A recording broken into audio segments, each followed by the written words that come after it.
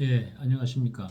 이번 시간은 성경의 맥과 원리 강론 제1부 제2장입니다. 제2장의 주제는 타락입니다.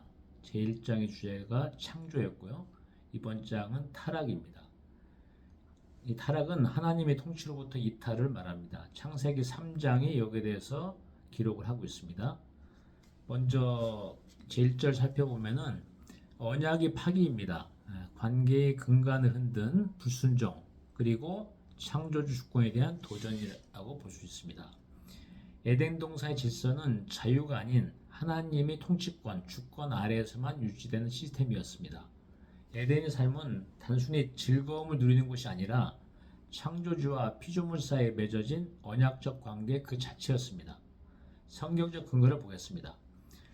하나님이 그 사람에게 명하여 이르시되 동산 각종 나무의 열매는 내가 임의로 먹되 선악을 알게 하는 나무의 열매는 먹지 말라. 내가 먹는 날에는 반드시 죽으리라 하시니라.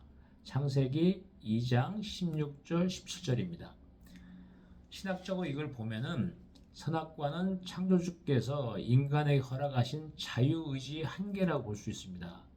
인간이 파트너이면서 피조물임을 인정하는 기념비적인 그런 것입니다.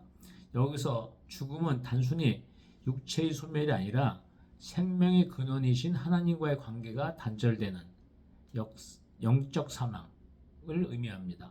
타락은 이 소중한 언약의 관계를 스스로 저버린 신뢰의 배반입니다.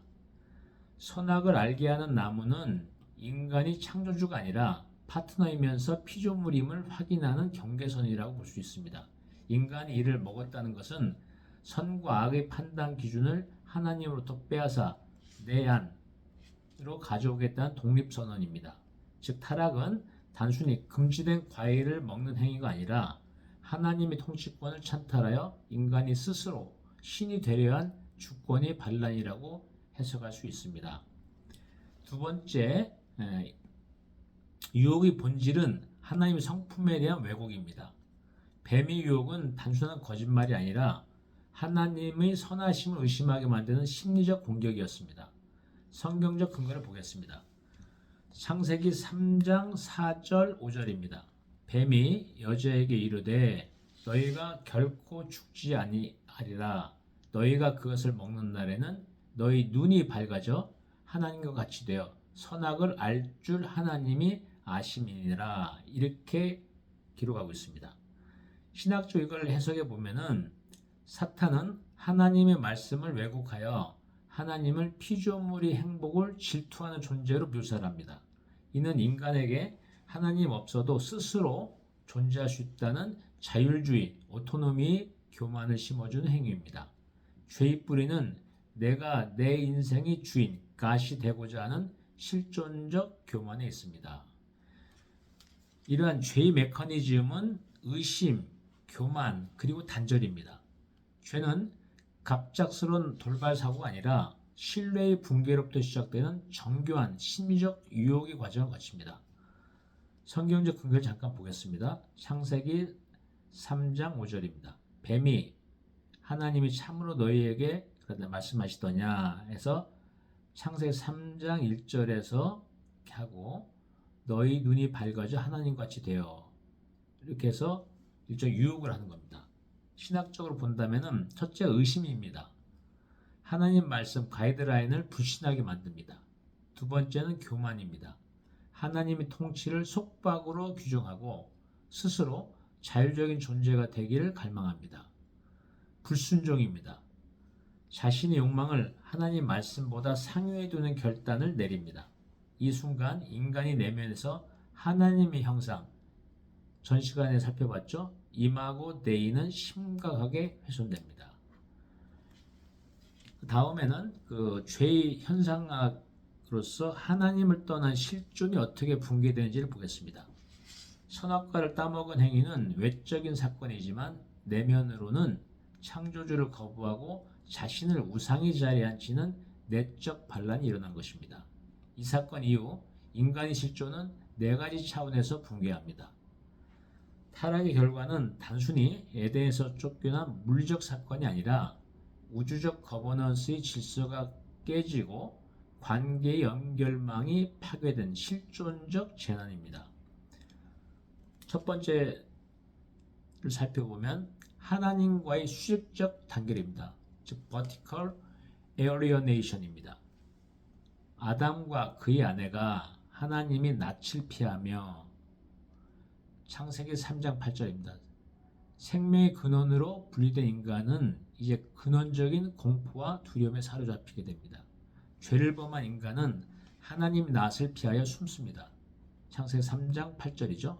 두려움은 하나님과의 친밀한 교제가 깨어졌음을 보여주는 결정적 증거입니다. 두 번째는 자아의 분열입니다. internal alienation입니다. 자신이 벗은 것을 알고 부끄러움을 느낍니다. 창세기 3장 7절입니다. 이는 자아에 대한 왜곡된 인식이 시작이며 인간이 자기 자신과도 화해하지 못하게 되었음을 뜻합니다. 3장 7절에 자기들이 벗은 줄을 알고, 즉 죄는 자아를 객관화하고 왜곡시켜 자신의 수치를 가려야만 하는 자기 방어적 실존으로 몰아넣기 때문입니다.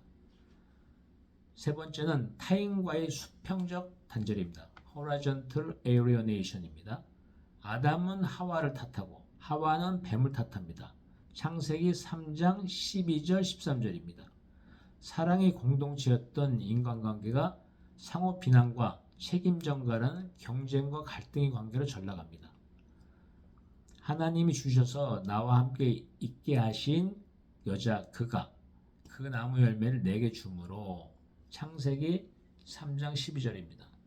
사랑의 공동체였던 아담과 이 부부는 서로를 비난하고 책임을 전가하는 경쟁과 적대관계로 전락하게 됩니다.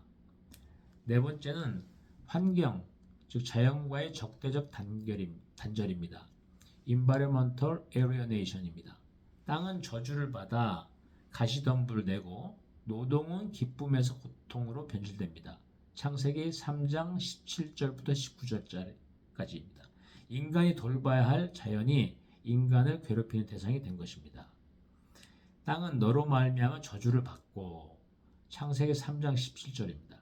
인간이 관리하에 풍요로웠던 피조세계, 자연의 세계가 이제 가시덤불과 엉겅퀴를 내는 적대적인 환경으로 변모하게 됩니다.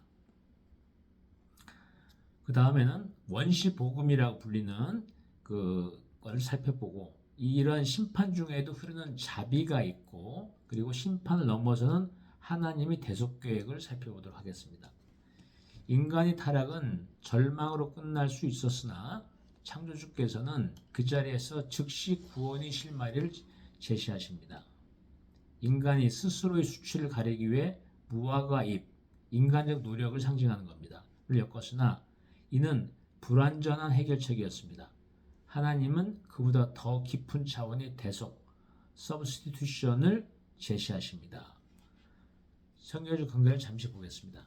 내가 너로 여자와 원수가 되게 하고 내 후손도 여자의 후손과 원수가 되게 하리니 여자의 후손은 내 머리를 상하게 할 것이요 너는 그 발꿈치 뒤꿈치를 상하게 할 것이다.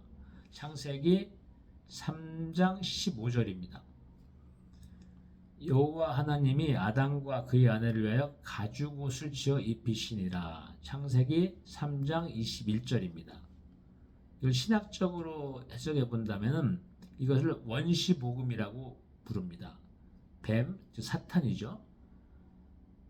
사탄은 인간에게 상처를 주지만 장차 오실 여자의 후손, 즉 메시아, 그리스도죠. 여자의 후손인 그리스도가 사탄의 권세를 완전히 파멸시킬 것이라는 희망을 주는 것입니다. 가죽옷은 죄의 문제를 해결하기 위해 무고한 희생이 있어야 함을 보여주는 그리스도의 대속을 예표하는 강력한 상징입니다. 즉 가죽옷은 하나님은 무화과 잎, 인간의 노력을 버리게 하시고 짐승의 희생을 통해 가죽옷, 하나님의 은혜와 대속을 상징하는 겁니다.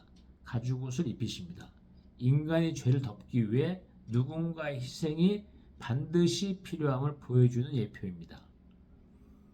구원적 의미로 본다면 인간은 범죄 후 에덴에서 쫓겨났으나 하나님께서는 심판의 자리에서도 여자의 후손, 즉 메시아 그리스도죠. 이라는 희망을 주셨습니다. 희망의 약속을 던지셨죠.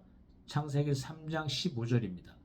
타락은 끝이 아니라 인간이 하나님의 은혜 없이는 단 한순간도 존재할 수 없음을 깨닫게 하는 역설적인 시작점이기도 합니다. 결론적으로 하나님은 공의와 자비를 병행하셨습니다. 즉 저스티스하고 멀시를 같이 병행하신 겁니다. 창세기 3장 24절을 보겠습니다. 이같이 하나님이 그 사람을 쫓아내시고 아담과 이브를 쫓아내신 거죠. 에덴 동편에 그룹, 체러빔을 말합니다. 그룹들과 두루 도는 화염검을 두어 생명나무의 길을 지키게 하시니라. 인류는 에덴에서 쫓겨난 사건을 표면적으로는 징벌로 보이지만은 인류를 에덴 쫓아내셨으니까요. 표면적으로 보면 징벌로 보이지만 그 내용의 본질을 보면은 하나님의 공의, 저스티스와 자비, 멀시가 동시에 작동한 결과입니다. 죄로 오염된 인간이 생명나무의 열매를 먹어 영원히 살게 되면 죄의 상태로 살게 되기 때문에 영원히 살게 되기 때문에 그건 축복이 아니라 영원한 저주가 되기 때문입니다. 따라서 추방은 인간을 영원한 타락으로부터 보호하기 위한 하나님의 적극적인 조치였습니다. 즉 에덴이 그냥 있게 한다면 생명나무를 먹어서 죄인된 상태에서 영원히 살기 때문에 이건 축복이 아니라 영원한 저주였기 때문에 에덴 동산에서 내보내신 거죠.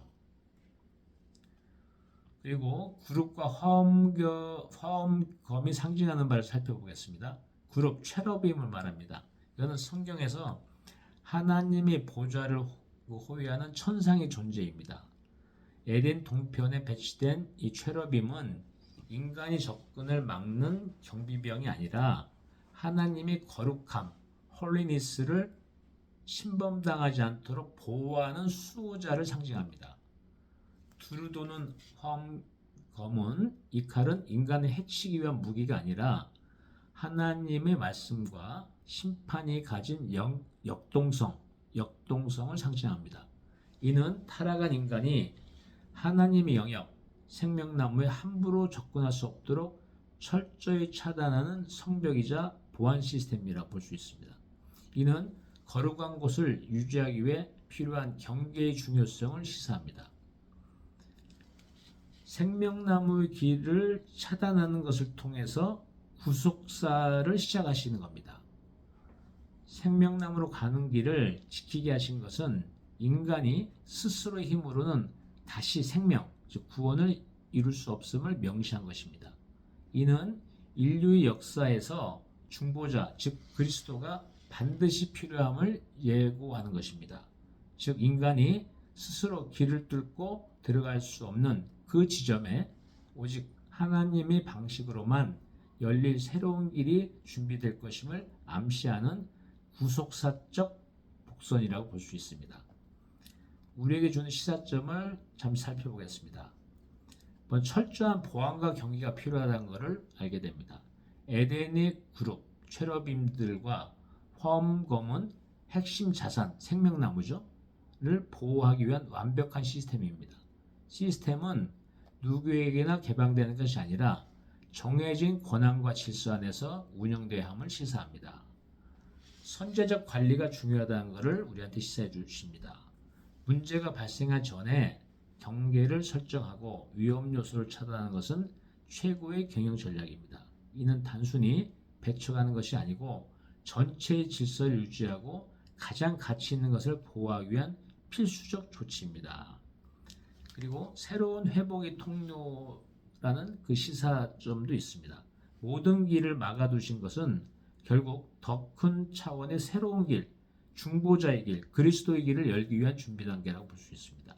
기존의 질서가 닫히는 지점이 곧 새로운 체제가 시작되는 변곡점입니다. 이상으로 인간이 타락하였으나 하나님은 인간에게 인간 수임하는 것은 여전히 유효합니다.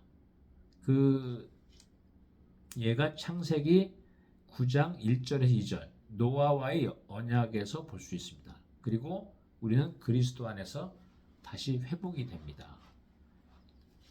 이건 마태복음 28장 18절 20절입니다.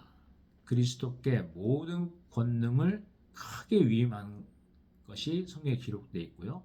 또한 전도와 침례를 명령을 하십니다. 그리고 요한계시록 5장 10절에 보면 왕 같은 제사장이라 해서 그리스도 안에서 우리가 다시 회복되는 것을 기록하고 있습니다. 그럼 이상으로 강론 제1부 제2장을 마치고 다음 시간에 제1부 제3장을 살펴보도록 하겠습니다. 아멘.